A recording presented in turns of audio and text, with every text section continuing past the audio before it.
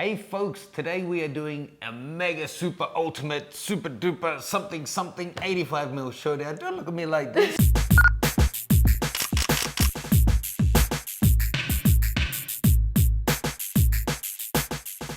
Today I've gotten in 7 different 85mm lenses. Now I own some of these and some thanks to B&H Photo. I told them I wanted to compare everything that was Nikon mount, so I pretty much got all the ones that were available in. And there's a huge variation in price. Now there is some differences, there's some specialty ones here. There's some that are manual focus, some that are autofocus, some that have a faster aperture and whatnot. But I think the range in price is gonna shock people. Let's start with a fun little game. Organize them from what you think is the cheapest to the most expensive, and it's not, at the moment they're just by size. It's not necessarily that's the case. So we have Optica, Zhongyi, Lens Baby, Nikon, Tamron, Zeiss, and Sigma. Ready, go!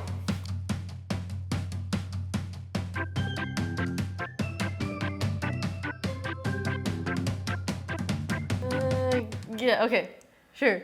Dun, dun, dun. So, she's gone cheap to expensive, Lens Baby, Optica, Zhongyi, Nikon, Sigma, Tamron, Zeiss. Let's run through them. I will go through and tell you all the specs, but first off, our cheapest one is the Optica 85mm f1.8 at $100. Okay. Next is the Lens Baby, so you're pretty damn close. This is $500. Next up, again, you're pretty close, is the Zhongyi, but feel how heavy this guy is. Oh my God. A whole lot of glass in that guy. That's an f1.2. It's the only 1.2 in this showdown. It's a manual focus. I should say all of these cheapest ones so far are manual focus. Oh, that's $740. Next up is the Tamron at $750. It's the only one that has vibration compensation built in, and that's an f1.8. So it's full autofocus. It's the cheapest of the autofocus ones that we're looking at here. And being that Nikon cameras don't have VC built in, it's the only one that's giving it that. So the potential to shoot at a lower shutter speed or more certainty of getting rid of any handshake, that's the one that gives it to us. And that's our midpoint in the prices. Next is actually the Sigma. This gigantic beast of a lens. Hood's away. That comes off. It does? Oh. Sigma, $1,200. It's their art lens, beast of a lens, but I personally haven't actually shot with it yet, so we're gonna see how it performs today. Next, you've got these right, is the Nikon at $1,600, bit long in the tooth. It is a fantastic lens in my shooting with it. I've absolutely loved shooting with this guy. I now have the 105 that I love even more. Only thing, it does have some chromatic aberration and vignetting, so it's not perfect, but I think they're all going to have that. Except maybe for the Otis. Now, have a feel of this one. Yay, I'm so excited I got it right. So we're not talking like a Noctilux money for this guy, but it is, compare, 45 times the price of that. What? Yeah, so $100, $4,500. Okay, so 85 is a classic focal length for portraiture. Being a medium telephoto, it lets you get a decent amount of compression, and whilst these vary a lot in price, you're not paying as much as you do once you get up over 100mm for portrait lenses. So going from an f1.2 through an f1.8, we're gonna have really shallow depth of field, but a huge variation in price, and interesting that the autofocus are in the middle, and then the manual focus are cheapest and far and away the most expensive. So how we're actually gonna do this, I'm actually going to show you 7 images from each of the different test shots we do, and let you just look at them and not tell you which is which. And I want you to actually take a look, rewind it, do whatever, and see which of the 7 stood out to you as being the best, and then I'll reveal which lens was which. We'll go through and do that again and again, and I'm actually going to make these files available for download, so go to the link that's in the caption below and you can click through to download the actual files. So I set up a simple off-camera flash setup with 2 lights. From camera perspective, we had a strip box on the left, and then slightly higher on the right, a softbox lighting step up. Now the point of this first test is to see how they resolve and how much detail we're getting. So I shot these at f4. Well, the plan was for all of them to be at f4. Brand new lens, first time I'm using it. And I can't get down to shoot it wide open. Okay, so I have the choice then, do I either exclude it or just shoot it at f2.8 as its widest aperture, because that's the widest it'll let me.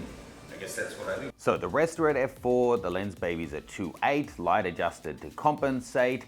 Let's go through and look at them in random order, first looking at the entire shot.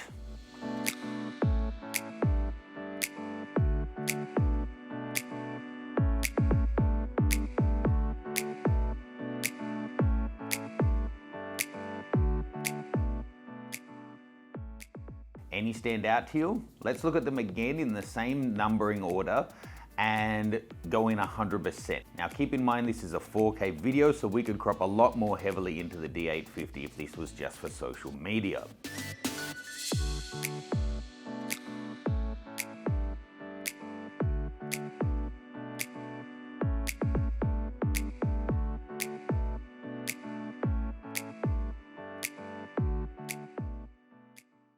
Next up, we headed outside. So I took all of the 7 lenses we set up on a Brooklyn street just to show you how well they blur out the background. So for this part, we shot all of the lenses wide open as fast as they would go. If it was a 1.2, 1.4 or 1.8 lens, that's what we shot it at, with the exception of the lens baby, which was still stuck at 2.8. And these are in the same ordering as the first time, anything standing out, and then going in on the 100%.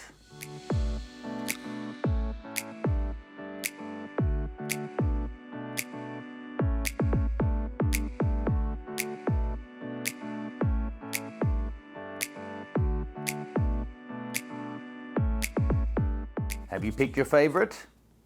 Okay, so fun day. Thank you for your patience. Standing still and try not to move at all through each of the shots was a bit tricky, especially with the manual focus ones, trying to make sure I kept the frame right and got it right in focus. What did you guys think? We kept the order of those images the same in each of the different shoots, 1 to 7. Was there one that you particularly liked or disliked, any of that kind of thing? Let me reveal the answer of which was which, and you can jump over to the link that's in the description below and actually download the full res JPEGs to compare for yourself. So, number 1 was? Lens baby. I know, she's kind of got doctor's And handwriting, I right? can't really see it. Number 2 was the Mittagong Speedmaster. Number 3 was? I know, right? Doctor, seriously. No, Are you a what doctor? Like, what is The that? Nikkor. Number 4 was the Optica, 5 was the Otis, 6 was the Sigma, and 7 was the Tamron. So overall, for me, I don't want to put my thoughts into your head because I'm giving you the files to make up your own opinion. But I have to say the Optica for $100, 1/40th the price of the Otis, it was pretty good. I mean, it was probably, the lens baby's kind of in its own category because it's meant to look all fuzzy. But of the others, it was the weakest, the Optica, but for $100, it's $100. What do you want? The Otis, I think, is probably resolving the most, but I have to say the Sigma really impressed me at like less than 1/3 of the price, a really good value proposition there. It's just freaking huge, even bigger than the Otis. The Nikkor, I really like, I've used it for so long. I think maybe it'll get updated in the next couple of years, but still it's a fantastic lens, but it's even more than the Sigma again. So if you don't mind the weight, the Sigma is a great option. The Tamron, I would say, is, if you're on a tight budget, overall the best proposition. It's a 1.8, but it's got the VC. Pretty damn good image quality. Not at the level of the Sigma or the Nikkor or the Otis quite, but for that price, I think it's a really good proposition. So thank you again for coming along today. Of course. And practicing your... Just being a statue. What is that, stuck in the mud? Or is it a mime or a mute? That, but thankfully none of that. And check out the link in the description below so you can download all of those files. I'll see you later. I don't know.